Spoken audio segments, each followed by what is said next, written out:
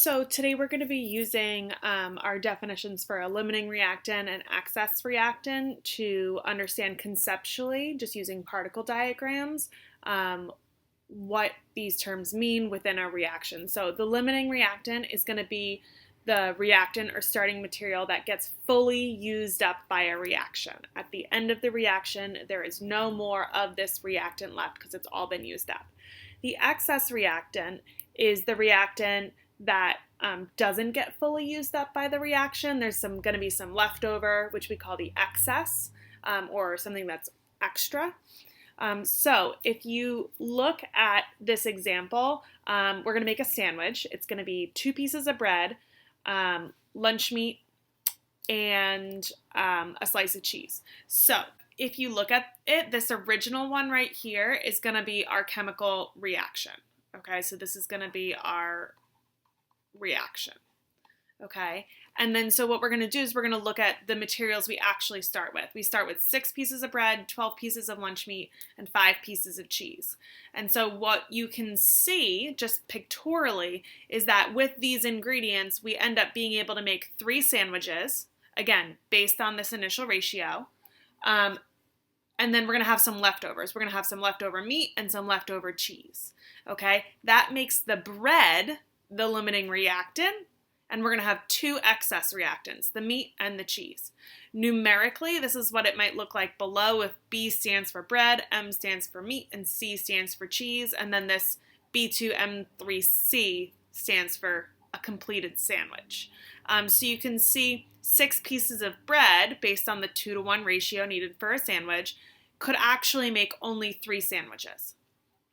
For the 12 pieces of meat, because you need 3 pieces of meat per sandwich, it could make 4 total sandwiches if you have extras of everything else. If we had 5 pieces of cheese, we could make up to 5 sandwiches with that. So if you look at it overall, it's going to be this one right here that limits. We can only make 3 sandwiches total because our bread is limiting how much we can make. Okay, that's the limiting reactant.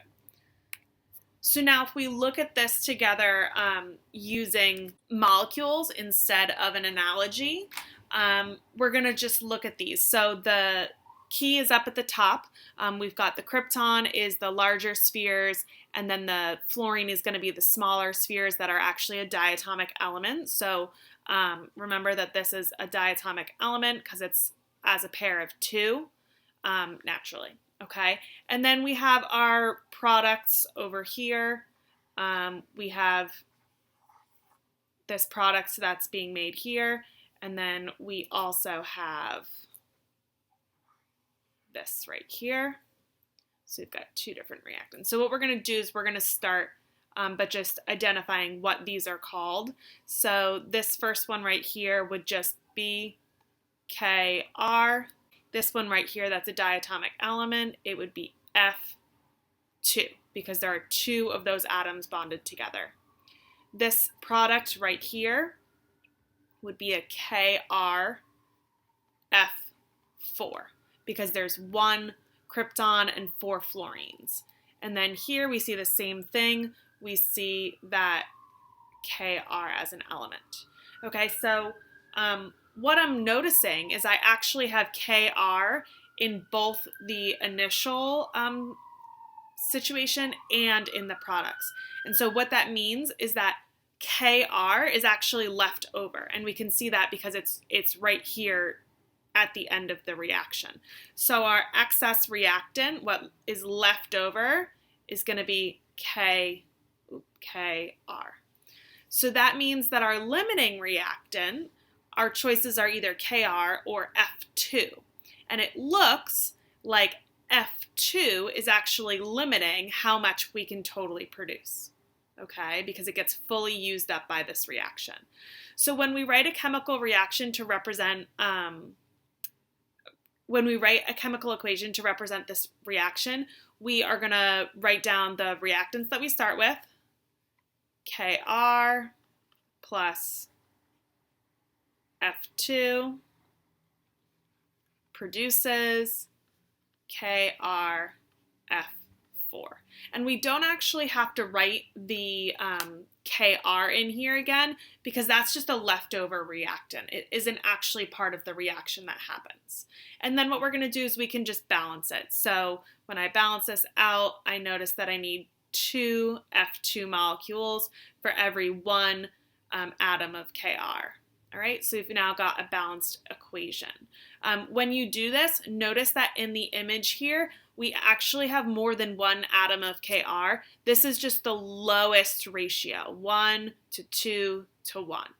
Okay, but when you're actually drawing an atom drawing, you're going to need to draw more than just one set of those atoms, which we'll do in the next phase.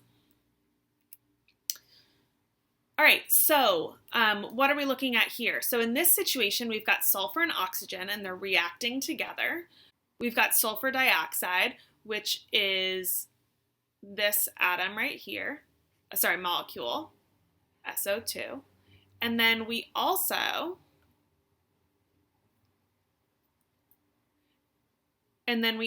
have right here some O2, okay? And so what we're going to do is we're going to figure out how to make SO3. So when I look at this, the solid sphere here, an SO3 is going to look like this. It's going to be shaded in, and then we're going to have our 3 O's attached. That's going to be an SO3.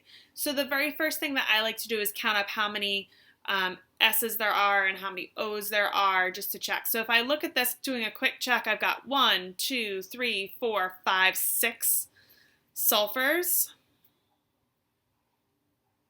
And then I've got, let's see how many oxygens. 1, 2, 3, 4, 5, 6, 7, 8, 9, 10, 11, 12, 13, 14, 15, 16, 17, 18, 19, 20, 21, 22 total oxygen atoms that I need to pay attention to having in my products. Okay, so I'm going to start out by drawing my 6 fluorines, which you can see I've done here. The very next thing that I want to do is I want to use up as many oxygens as I can to create SO3 molecules out of these S atoms. So I've done that quickly here, okay? And so you can see how we're going to have, and so if I look at my tally here, remember it was 6 sulfurs and 22 oxygens on the reactant side. So the product side currently has 6 sulfurs, and then there's 3 in each molecule. There's 6 molecules. I currently have 18 oxygens. Okay, so what I need to do is I need to put the remaining oxygens in. They can't be made into an SO3 based on this reaction, but what they can do is they can be a leftover reactant. They're going to be an excess reactant. So I can put 2 pairs like this, okay, and those are going to be 20 and then 22 oxygens. So you can see that on the next page, okay. So this is all very organized. It wouldn't be this organized in an actual gas situation. So that is one limitation of the model that I'm drawing for you. But now that we have this drawn out, I have the same number of atoms on each side. I can see I need 2 SO2s right here, 1, 2, and then 1 oxygen to make 2 of these. So if I just circle the necessary atoms, you can see what we sort of need here. That will make 2 of these products. Okay, so that happens 3 full times. So again, this equation is a lowest whole number ratio. We have more of those actually present in our reaction. So if we look at it, which is the limiting reactant? Well, our choices are the SO2 or the O2. Which one gets used up first? Well, it's going to be the SO2 that gets used up because we need all of the sulfur to react.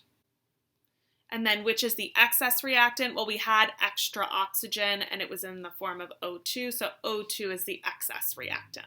I hope that was helpful in understanding. We're going to do some practice with these on your own.